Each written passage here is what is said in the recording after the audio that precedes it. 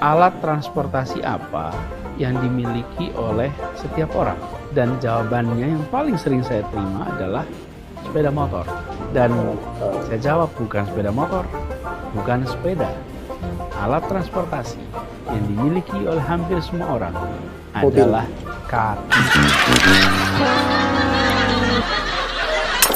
Assalamualaikum, izin Steve. Saya bicara di sini sesuai dengan kapasitas saya sebagai guru taman kanak-kanak. Saya mempunyai pedoman yang dikeluarkan oleh Kementerian Pendidikan dan Kebudayaan tahun 2015 tentang pengembangan tema pembelajaran pendidikan anak usia dini.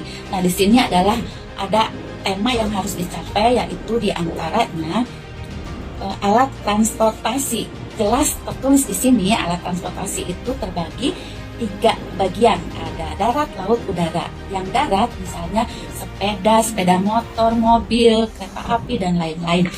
Sedangkan kaki tidak tercantum. Kaki itu adanya di diri sendiri. Anggota subtemanya anggota tubuh, misalnya bagian kepala, bagian tangan, apa aja, jari, kuku, sikut. Bagian kaki ada lutut, ada betis, ada jari juga, telapak kaki. Nah itu, jadi kan waktu itu Bapak Anies itu sebagai Menteri Pendidikan dan Kebudayaan adalah bos saya waktu itu. Jadi kalau menurut ini alat transportasi yang Bapak sebut kaki itu salah. Terima kasih. Assalamualaikum.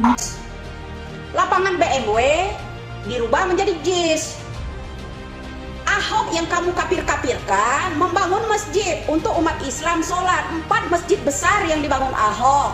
Sementara Anies yang mengaku orang yang paling suci sendiri, kata Kadrun itu paling beragami sendiri, selalu bawa Islam, mana bangunan untuk mereka? Membangun gereja.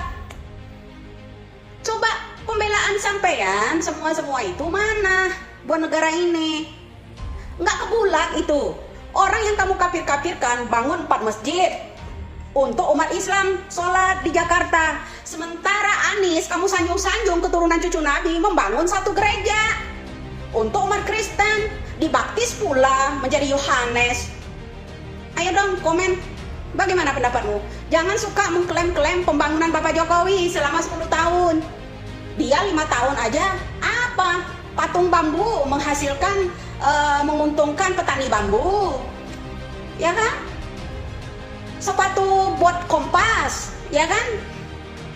Apa manfaatnya di Jakarta? Coba saya yang klaim, coba bangunan Anies mana? Selain merubah nama jalan, merubah nama rumah sakit, patung bambu, peti mati, ya kan? Coba orang yang kamu kapir-kapirkan 4 masjid dibangun untuk umat Islam sholat. Sementara orang yang kamu sanjung-sanjung paling Islam sendiri kerjanya di gereja. Bagaimana? Apa nggak kebulat ini pikiran? Ayo dong, Drun. Halo, saya akan membahas Anies ya. Anies menawarkan yaitu lihat rekam jejak. Karena yang lain belum memulai dan baru Anies dulu yang memulai, maka saya akan melihat rekam jejak Anies. Anies dikatakan pandai. Pandainya terletak dalam hal apa? Ayo kita urai menurut saya ya ini ya, ditinjau menurut sejarahnya dia dan sejarah bangsa ini. Sejarah dia dikatakan bahwa sejak SD sampai dengan SMA dia selalu mendapat juara. Nah ini kita tidak tahu, tapi katanya kan demikian. Dan dia selalu menjadi ketua OSIS. Nah pandainya di mana? Kita tidak tahu. Sebab apa? Sebagai ketua OSIS, sebagai OSIS, maka keterlibatan Bapak Ibu guru masih ada. Pertanyaannya, pandainya di mana? Kita tidak tahu ya, terletak di mana, karena Bapak Ibu guru masih terlibat.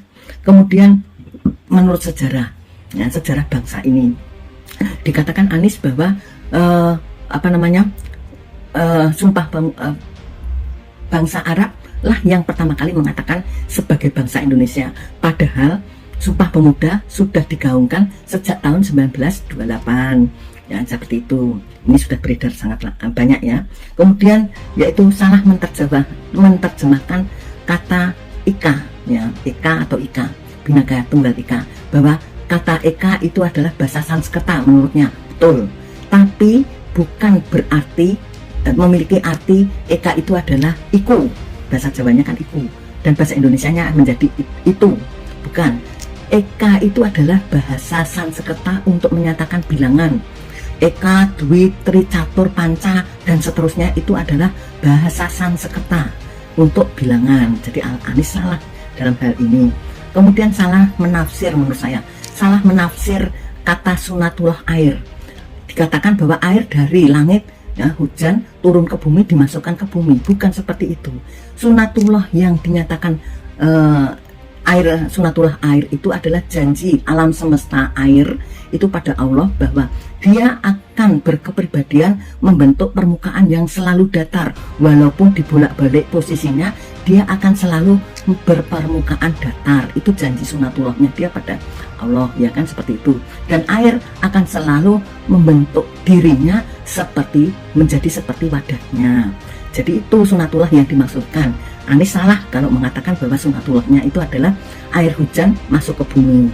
Kemudian sebagai lulusan S1 ekonomi dari sebuah perguruan tinggi yang ternama, tertua, ya, ini menurut saya sebagai lulusan S1 ekonomi, dia tidak bisa menerapkan ilmunya.